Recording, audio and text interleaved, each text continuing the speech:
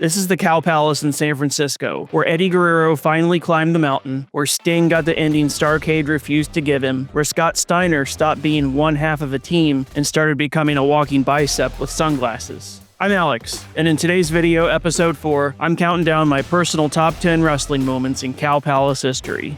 Before I get to the list, I owe you some history first. The Cow Palace is in Daly City, California, just outside of San Francisco, and it opened in 1941 as the California State Livestock Pavilion.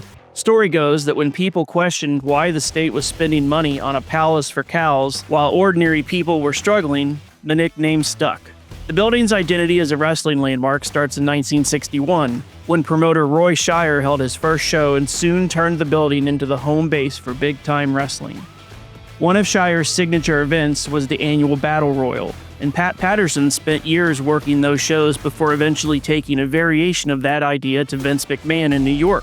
That idea later helped inspire what ultimately became the Royal Rumble match. The Cow Palace isn't the prettiest building. It feels old, stubborn, weird, and alive. Perfect for wrestling fans like us. I have an affinity for these old barns and other state fair type venues, and I'd love to visit this place in person. Now, on to the list. Starting us off at number 10, WCW's last night at the Cow Palace from Monday Nitro, October 2nd, 2000. I'm not putting this one on the list because it was great. Let's not bullshit each other. This was late stage WCW. The crowd was pathetic.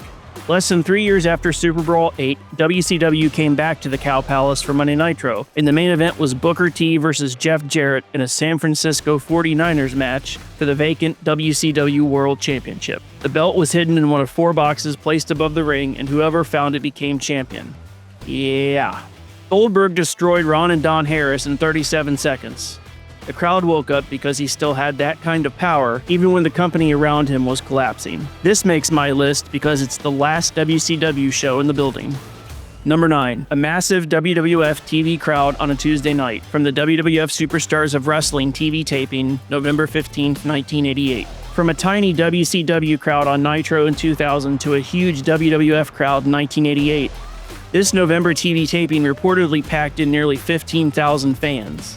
That's not actually the largest documented wrestling crowd I found for the arena, though. It makes my list because it was just a Tuesday night TV taping that drew like a major pay-per-view event. To me, that shows the popularity of the WWF in 1988. Hulkamania had changed the business, national expansion had taken over, and the Cow Palace fans were here for it. The card had big names all over it. Mr. Perfect, the Big Boss Man, the Ultimate Warrior, Demolition, the Rockers. It's a perfect late 80s WWF snapshot. At number 8, Eddie Guerrero versus Chris Jericho for the WCW United States Championship from Super Brawl 7. Hogan and Piper were on top here, the NWO was everywhere, and WCW was in the middle of its hottest period. So Eddie Guerrero and Chris Jericho going out there earlier in the night would usually get treated like a footnote. This was 2 guys working each other before the wrestling world fully understood what they'd eventually become. Eddie was already brilliant, but was still fighting for space in a company that didn't always know what to do with someone that good. Jericho wasn't the fully formed pompous-ass heel he would become, but the timing and confidence were already there. For me, this is one of those matches you go back to and realize 2 future legends were right there in front of everybody. Number 7. Chris Benoit vs. Kevin Sullivan in a San Francisco death match from Super Brawl 7. This match is a piece of 1997 WCW history. Benoit and Sullivan worked themselves into a shoot, or shot themselves into a work, or anyway. Sullivan's real-life wife, Nancy, known on TV as Woman, famously had left him for Chris Benoit, and WCW turned that real-life heat into part of a storyline. The stip here was a San Francisco death match. These guys fought all over the place. It felt less like a normal wrestling match and more like an argument that had gotten out of containment. It's on my list because some wrestling history is complicated and uncomfortable, but still historically important. Number 6.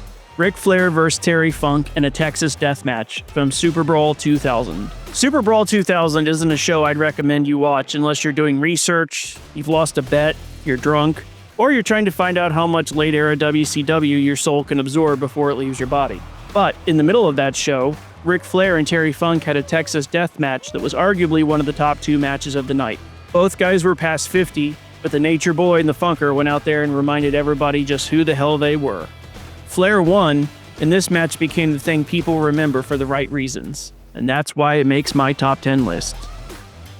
We're into the top 5 now, and at number 5, Chris Jericho vs. Juventud Guerrera in a championship versus mask match at Super Brawl 8. This match isn't just great because of the wrestling, it's Jericho and Juventud Guerrera in WCW's Cruiserweight division in 1998, and I love those damn Cruiserweights. But the stipulation here is what makes it memorable for me. If you understand Lucha Libre, you understand that a mask is not just gear, it's identity. It's legacy. It's the thing that separates a normal stipulation from something sacred. Juventud putting his mask on the line gave this match a weight that went beyond a title defense. When Jericho beat Guerrera and held up the mask afterwards, it didn't feel like a guy celebrating a win. It felt like someone taking a piece of another wrestler's soul and showing it off like a trophy. That stuck with me. Number 4. Scott Steiner turns on Rick Steiner from Super Brawl 8.